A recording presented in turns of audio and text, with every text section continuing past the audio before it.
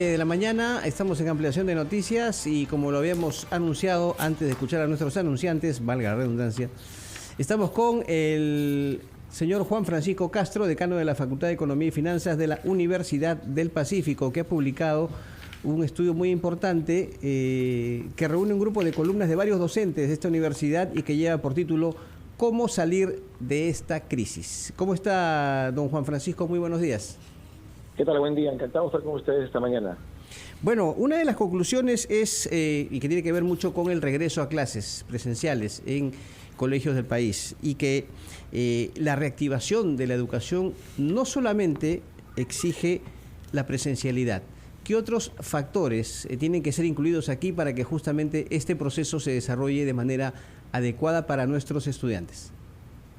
Sí, bueno, gracias por la pregunta. Sí, de hecho, cuando uno piensa en el retorno a clase, lo primero que viene a la cabeza de uno y del policy maker es cómo garantizar que los chicos regresen físicamente al aula de un modo seguro, ¿no? Y que esta seguridad tenga que ver, sobre todo con el tema sanitario. Ya hemos escuchado bastante en las noticias últimamente sobre cómo las escuelas dejan mucho que desear en temas de seguridad, no solo por el tema sanitario, sino también por el tema físico, ¿no es cierto?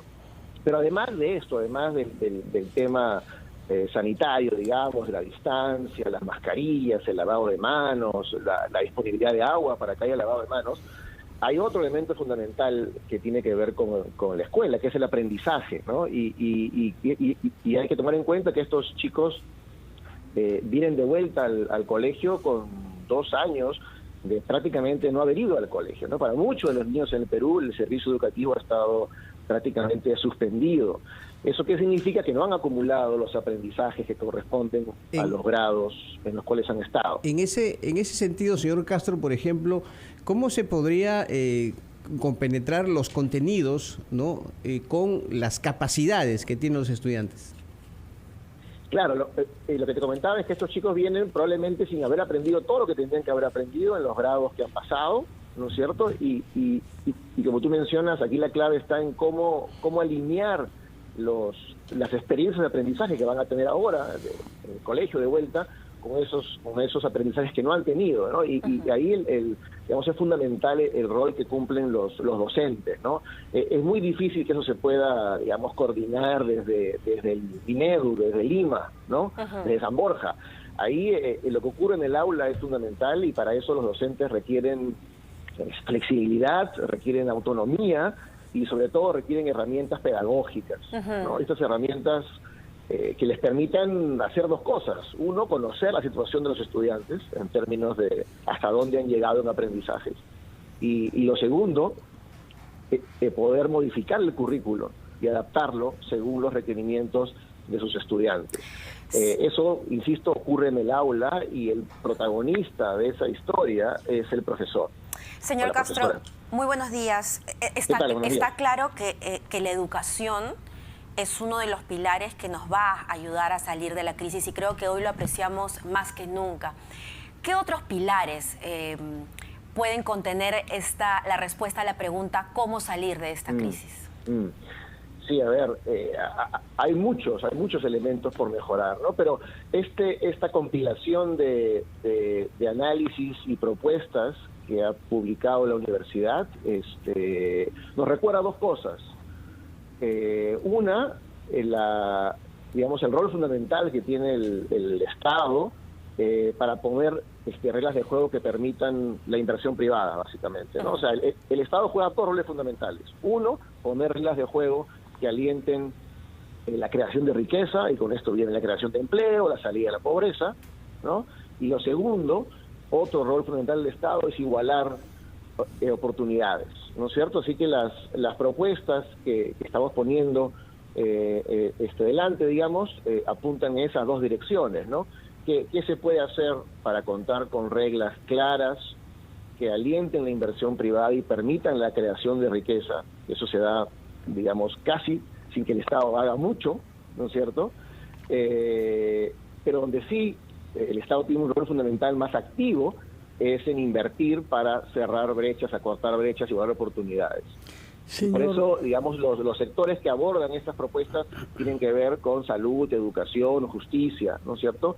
Ahí donde el rol del Estado es fundamental. Señor Castro, usted ha participado en esta publicación de la Universidad del Pacífico, como ha dicho Mabel Huerta, bajo el título genérico de ¿Cómo salir de esta crisis? Y ha hecho bien en subrayar los aspectos justicia, educación y salud que han sido abordados por 3 colegas suyos.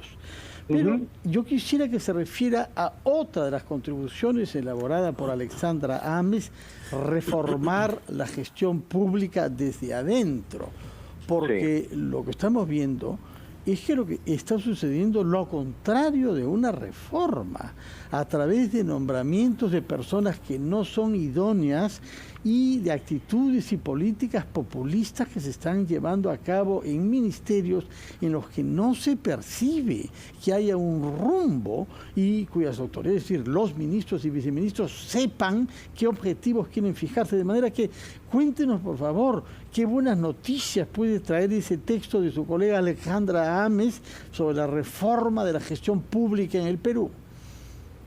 Sí, bueno, gracias por la pregunta, que es de hecho fundamental digamos, en este contexto, ¿no? No es correcto poner la reforma del Estado al mismo nivel que la reforma de los sectores del Estado. Vemos que la reforma del Estado es una meta reforma, ¿no? Se requiere cambiar la manera como trabaja el Estado para que se puedan implementar a su vez o luego reformas en los diferentes sectores, ¿no? Ahora, digamos, lo que estamos experimentando en términos de gestión pública es un escenario ya, terrible, inconcebible, ¿no? El Estado nunca había sido, digamos, una máquina, un carro alemán, ¿no? Nunca había funcionado, digamos, muy bien, y eso en parte es lo que nos ha llevado a esta crisis política, ¿no? En el sentido que el Estado no ha hecho su trabajo, como les decía, acortando brechas, ¿no? Pero ahora, encima de esa, digamos, ineficiencia o ineficacia que ya había en el Estado, tenemos ahora esta crisis política donde lo que vemos es que recambian a los ministros constantemente, están sujetos a temas de corrupción, ¿no? Entonces, eso sin duda no ayuda a la labor del Estado. Lo que, digamos, si uno quiere pensar en propuestas concretas que pueden hacer una diferencia, una cosa que pasa constantemente en el Estado peruano y que nos parece hasta bueno a veces, es que cuando salen los ministros salen con todos sus equipos, ¿no? Decimos, los ministros son fusibles, ¿no es cierto? Pero son fusibles en el sentido de que evitan que la crisis política llegue hasta la presidencia.